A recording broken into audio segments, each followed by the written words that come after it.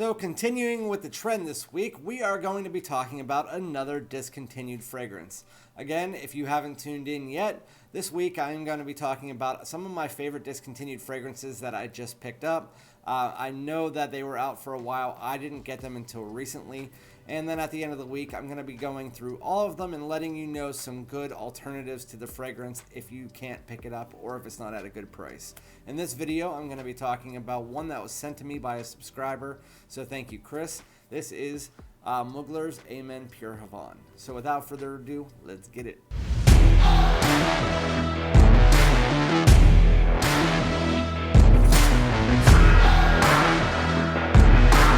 Alright, my great smelling dudes, welcome back to my channel. This is Randy, aka FragranceDoud, back with another fragrance video and another discontinued fragrance. So before we get into this video, as always, like, comment, subscribe, hit the bell, all that good stuff. If you do like my videos, also try following me on Instagram and TikTok. I do some shorts on there as well. So again, today I'm going to be doing a favorite of a lot of people that is a discontinued. Pretty much all the ones this week are going to be favorites. And this is by Mugler. It is Angel Men Pure Havane. It's been talked about a lot. As you guys know, I had decants of it for a while, so I do know what it smells like. And this is the first time I'm actually reviewing it because when I first started my channel, it was spring, and spring of this year. So this is the first time I can start reviewing it. So again, this is Angel Men Pure Havane, and yes, I know it is a discontinued fragrance. I don't like reviewing discontinued fragrances on my channel that much unless it's appropriate. And right now, this week, again, it's just discontinued week. So I'm going to spray it on this tester and let you know the main notes in this fragrance because there's a lot of different notes, especially on their website, but I'm just going to give you the ones you need to know. And the main notes in the Pure Havane are white honey, tobacco, patchouli, amber, and vanilla. It's a sweet honey tobacco fragrance through and through. There's other fragrances out there now that are definitely going to get you as close as you really want to get to this, and some of them are actually better and more luxurious. Some of them go a little bit of a cheaper route, but they all smell in a very similar fashion. Again, check out my video this Saturday if you want alternatives to these fragrances. So Angel Men Pure Havane is a really nice fragrance. I have Angel Men Pure Malt right there. I also have the little mini Pure Shot. And then I have Angel Men Ultimate right here. The rest of them I haven't tried. I'm trying to get my nose on Pure Tonka and Pure Wood and Pure Coffee. So anyway, there's also a little bit of cacao in this, but if you really want to dumb it down to 3 notes, it is honey, tobacco, and amber, and vanilla. Really, 4 notes, but so take that Angel Men DNA. Like you know, it has that amber, it has that patchouli. They all have the same base.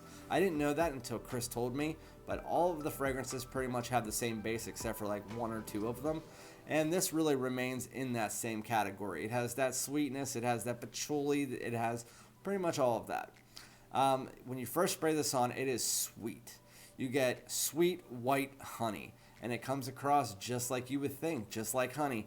It's sweet, it's thick, it's rich, and then as you work your way about, it almost has a little bit of like a fruitiness to it. Some people say that it smells like cherry honey or something, and I can see what you're saying. There is a little bit of like a fruitiness to it, but overall, I think it's just the amber mixing with the honey. And then when you get into the mid, you get this like sweet pipe tobacco that comes through. So again, sweet honey, sweet tobacco, vanilla. It is sweet through and through. If you do not like sweet fragrances, you will not like this. If you don't like thick, warm, rich fragrances, you will not like this. I know a lot of people that are either hit or miss with this fragrance, and I do have to give you a forewarning. Even though I like this fragrance and a lot of other guys like this fragrance is not a favorite of women. And so there's a few lines that do that, like the Givenchy Gentleman line, and this line, there are some in the line that women do favor. This is not one of them. This one I know my wife does not like.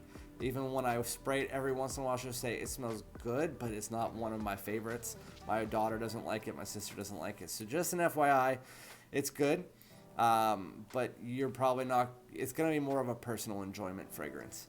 So again, you have that white honey, and this fragrance doesn't change too much when you get into the base. You get a little bit of a woodiness. You get some patchouli in there about hour 3, but for the most part, it comes down to like a sweet, resinous, vanilla, From that amber, vanilla, you also do get a little bit of a woodiness in there as well, while that honey and that tobacco really do sit there and dissipate a bit, but it's a sweet fragrance through and through. The only thing that really you can notice that goes away is that honey. It comes down at about 45 minutes and then it's gone. You have that amber, vanilla, and tobacco there. It has some spice in it. Overall, it's just, if you ever smelled 1 Million Purvé, something like that, where it has that really resinous sweetness, that is very similar to this. Not in the smell. There's also, again, some cacao that flows through this fragrance, but it's really not a note that you need to pinpoint, and a lot of people won't be able to smell. Just gives it like a little bit of like a chocolatey backbone, but for the most part, no. A little bit of a dustiness as well. As far as the performance with this, as with all the rest of the fragrances that I'll tell you about later this week, it's going to be about 8 to 10 hours. It's projecting a bit above average. It's nothing straight in your face. It depends on how much you spray it. But the last time I wore it, I think I got 9 hours, and the time before that it was about 8. But I'd say about 8 to 9 hours on this fragrance, above average for the first 3, and then it comes down and becomes more of a personal bubble, but you still get wafts of it throughout the day. Pretty much any of these fragrances I'm reviewing this week, you'll get most of that except for maybe one. Overall, this fragrance is really nice. I know a lot of people call it their favorite in the line, but for me it's a little bit too mature compared to other ones. As you guys know, I like the more youthful, I like the sweet fragrances, and while this does have that sweetness, it does come off a bit more mature of a sweetness to me because of that tobacco, because of the honey. It just, the way that it works together, a little bit of spice and stuff, it does come off more of a mature fragrance compared to something like 1 Million Purvé or Amen Ultimate or something like that. With that said, it is great. I would give this fragrance an 8.5 or a 9. I don't think that it's worth the discontinued prices out there, which are around $200. Again, thank you so much to Chris for sending this to me. I will wear through it. I love the fragrance. I love the bottle. I know a lot of people complain about the atomizers on these, but to me, they don't bother me. They do a nice fine mist, and yes, they're a little bit harder to press, but whatever. This is actually one of the original releases. I think when I looked it up, the batch code was actually one that was reset because they reset them every year, and this was the original batch code from when it came out, and it still projects. It still has great longevity. So sweet honey tobacco fragrance. If you like that type of fragrance, if you like Xerjoff Naxos, if you like Insurrection Too Wild, you will like that fragrance. I have seen it pop up here and there. If you can find it on eBay for like $125, at that point, I think it would be worth it, because if you don't like it, you can resell it for more.